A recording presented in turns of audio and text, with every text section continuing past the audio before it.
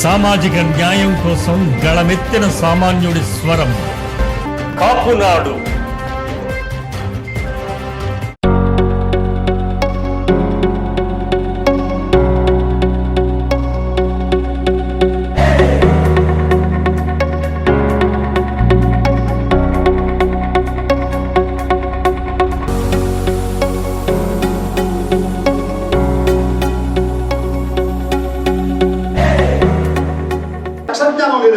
వాళ్ళకి చాలా భయంకరమైన అనుమానాలు అపోహలు ఉంటాయి. ఇది నాగరిక సమాజం నుంచి ఎవరైనా వెళితే వాళ్ళు తమలో చేర్చుకోరు ముందు వాళ్ళు.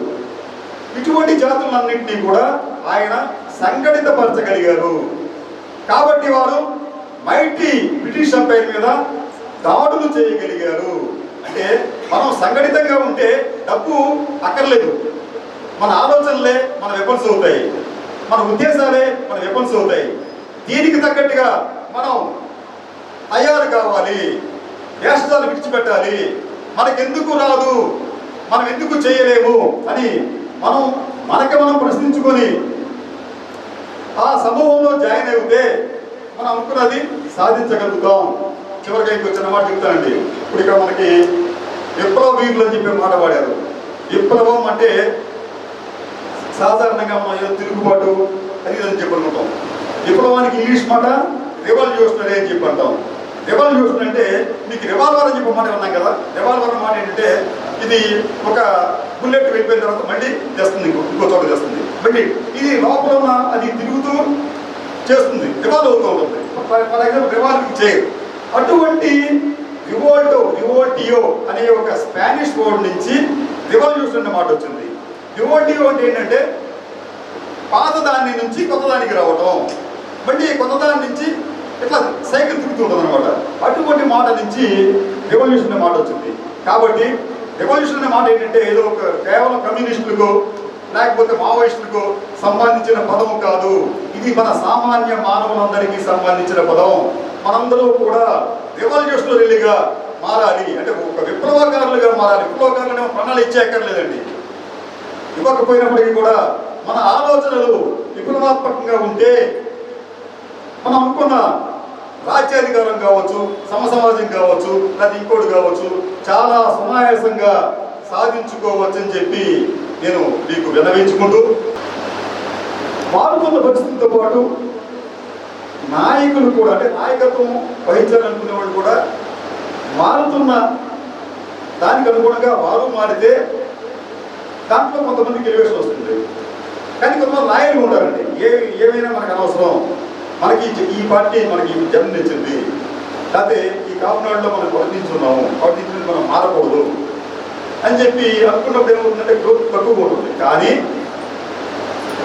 గ్రోత్ తక్కువ ఉన్నప్పటికీ కూడా నీతి నిజాయితీకి మనం ఎవరన్నా పేరు చెప్పమంటే ఇటువంటి వ్యక్తుల పేరు చెప్తాం మనం.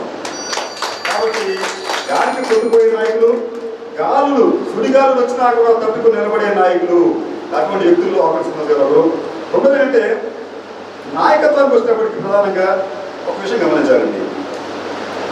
పూర్వం నాయకత్వం అనేది మీకు ప్రజా ఉద్యమాల నుంచి వచ్చేవారు. మీకు అంటే ఉపాధ్యాయ ఉద్యమాలు, రైతు ఉద్యమాలు, కార్మిక ఉద్యమాలు, అలాగే మీకు ఈ వ్యాపార వర్గాల నుంచి వచ్చిన వాడు. రోషయ్య గారు ఎక్కడి నుంచి వచ్చారు? ఆయన వ్యాపార వర్గం నుంచి వచ్చిన నాయకుడు. ఆయన ఎన్జీ రంగా గారు కర్షక రంగం నుంచి వచ్చారు. ఆయన ఉపాధ్యాయ రంగం నుంచి వచ్చారు కొంతమంది. అయితే ఇలాగా ప్రజల నుంచి, ప్రజా సంఘాల నుంచి వచ్చిన నాయకులందరూ కూడా ఇప్పటికీ కూడా మన నోళ్ళలో మన ఆలోచన మీద దిగుతారు.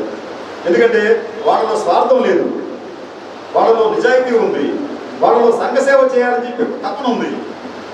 ఆ తర్వాత వచ్చిన పరిణామాల్లో ఏమైందంటే ఈ ప్రజా రంగం నుంచి వచ్చిన నాయకులు క్రమంగా వెనక్కి వెళ్ళిపోయి కాంట్రాక్టర్లు, సారా కాంట్రాక్టర్లు, రోడ్లు చేసే కాంట్రాక్టర్లు, వ్యాపారస్తులు, బిల్డర్లు, పారిశ్రామికవేత్తలు వీళ్ళు వచ్చారండి. ఇక్కడ మనం చేయాల్సింది ఏంటంటే ఒకప్పుడు వీరంతా కూడా ఈ ప్రజా నాయకులకి వెనకాల ఉండేవారు, వీళ్ళు చెప్పినట్టు వారు వినేవారు. కానీ క్రమంగా వారు ఈ రాజకీయ స్థానాలను ఆక్రమించి ఈ ప్రజానాయకులను వారు వెనక్కు నెట్టారు. అక్కడి నుంచి దేశంలో, రాష్ట్రంలో రాజకీయాలు భ్రష్టు పట్టిపోయాయి. ఈ రోజున 100 కోట్లు ఉన్నవాడు ఎవడైనా ఉంటేనే ఎమ్మెల్యే టికెట్ కదా అర్హుడు. అక్కడ ఇది ప్రధాన పార్టీలో 1000 కోట్లు ఉంటేనే లోక్సభకు అర్హుడు అక్కడ. అంటే మీరు ఈరోజు లోక్సభకు పోటీ చేయాలనుకుంటే దాదాపు 75 నుంచి 80 కోట్లు ఖర్చు పెట్టాలి. ఒక ఎమ్మెల్యేకి పోటీ చేయాలనుకుంటే 15 నుంచి 25 కోట్లు ఖర్చు పెట్టాలి. ఇది బహిరంగ రహస్యం, అందరికీ తెలిసిందే. ఇంత డబ్బుని ఇటువంటి నాయకులు 10 నాయకులు ఖర్చు పెట్టగలరా? కానీ ఇటువంటి నాయకులను కూడా గెలిపించే సత్తా మాకు ఉందని మీరు సంఘటితంగా నిరూపించగలిగితే భారత రాజకీయాల్లో, దేశ రాజకీయాల్లో కాపులు ఒక నిర్ణయాత్మక శక్తిగా ఎదుగుతారు. కాపుల్లో చాలా మందికి ఏంటంటే మాకు ఐక్యత లేదు, అది లేదు, ఇది లేదు చెప్పంటారు. ఐక్యత లేకపోవడం కారణం ఎవరాళ్ళు? మీకు మీరు ఐక్యత నుంచి మీరు అనుకున్నారు. అట్లా కాదు, మాలో ఐక్యత ఉంది. ఇతర వర్గాలు మాకు మా కళ్ళ ఎదురుగా ఎదిగిన ఒక వర్గం ఉంది, వాళ్ళు ఐక్యంగా ఉన్నారు. మేము ఎందుకు ఐక్యంగా లేవని చెప్పి మీరు ఎందుకు ఆలోచించుకోవట్లేదు? 2% ఉన్న వాళ్ళకి 3% ఉన్న వాళ్ళకి ముఖ్యమంత్రులు అయిపోతుంటే 15-20% ఉన్నవాళ్ళు మేము ఎందుకు కాకూడదని చెప్పి మీరు ఎందుకు అనుకోవట్లేదు? మంచో చెడు ఈ వర్గానికి ఒక మంచి నాయకుడిని చూస్ చేసుకోండి. అతన్ని ఎక్కడా విమర్శించకుండా అతనికి మద్దతు ఇవ్వండి.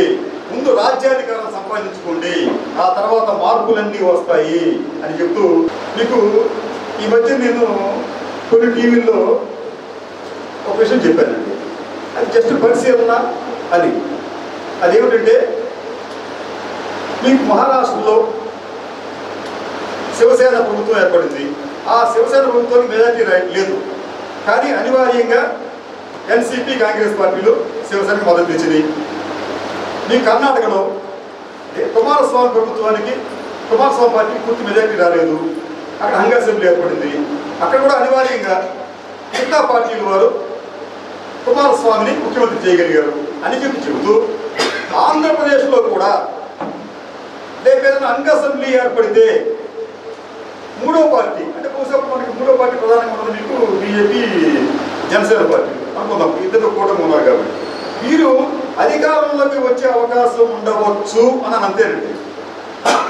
అది భావం తప్పే ఉందని మీకు పక్కన తెలుగు రాష్ట్రంలో చెప్పింది కాబట్టి ఇక్కడ కూడా అక్కడ అవకాశం వస్తే రావచ్చేమో అని చెప్తే ఇమీడియట్గా శ్రీనివాస్ గారు, గంగాధర్ గారు ఇమీడియట్గానండి రెడ్డి కమ్మ సామాజిక వర్గాలకు చెందిన మేధావుల దగ్గర నుంచి కింద స్థాయి వరకు వారు కూడా నా మీద నాణ్యత చేశారు. అండ్ మీరు ఎట్లా చెప్తారు మీరు? అంటే పాలకులుగా ఉంటే మేము ఉండాలి కానీ వాళ్ళు ఉండడం ఏంటి అనేది వాళ్ళ భావన. రకరకాల ప్రాంతానికి ఫోన్లు, మళ్ళీ కామెంట్స్, సాధ్యం కాదు, ఇది అయ్యే పని కాదు. మరి ఎవరిని చెప్పిందా? అవుతుంది అవదని కదా అన్నా. ఇలా హంగ్ అసెంబ్లీ ఏర్పడితే ఇటువంటి పరిస్థితులు ఉంటే పవన్ కళ్యాణ్ లాంటి వ్యక్తి కూడా ముఖ్యమంత్రి కావచ్చేమో అని అంతే. దాని మీద మీరు సహించకపోతే ఎలాగా? అంటే మీ వర్గం మీద, అంటే కాపు సామాజిక వర్గం కావచ్చు, వారి నాయకత్వం కావచ్చు, లేదా బీసీల మీద కావచ్చు, ఇతర వర్గాల వారు ఎంత అసూయతో ద్వేషంతో ఉన్నాయో ఈ ఒక్క సంఘటన మీకు ఒక నిదర్శనగా మనం భావించాలి. కాబట్టి ఇది చూసినప్పటికీ కూడా మీరు మారాలి. మీరు సంఘటితంగా లేకపోతే మీ అస్తిత్వాన్ని కోల్పోయే ప్రమాదం ఉంటుందని చెప్పి మరోసారి చెబుతూ, ఆ తర్వాత వచ్చే మంచి అనేది చాలా తీయగా ఉంటుంది. బహుశా అటువంటి త్యాగాల్ని ఆ రోజు నాయకు చేస్తే తర్వాత మీరు చేసుకుని ఉన్నారు. మీ త్యాగాలు ఎప్పటికీ కూడా వృధా కావు. ఏదో ఒక రోజున మీకు మంచి గుర్తింపు వస్తుంది. 2% ఈ రోజున మన ఎలా పాలిస్తున్నారో 20% కూడా ఏదో రోజున ఈ రాష్ట్రాన్ని పరిపాలించే అవకాశాలు ఉన్నాయి.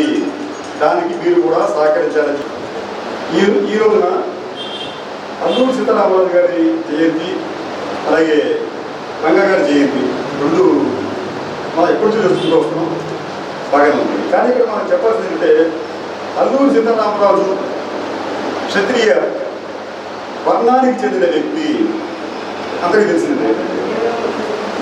అయితే మన భారతదేశ చరిత్రని ఒకసారి పరిశీలిస్తే క్షత్రియులు అనేవారు పాలకులుగా ఉన్నారు, రాజులుగా ఉన్నారని చెప్పి ఒక అపోహ ఉంది. దాంట్లో ఏమాత్రం నిజం లేదండి.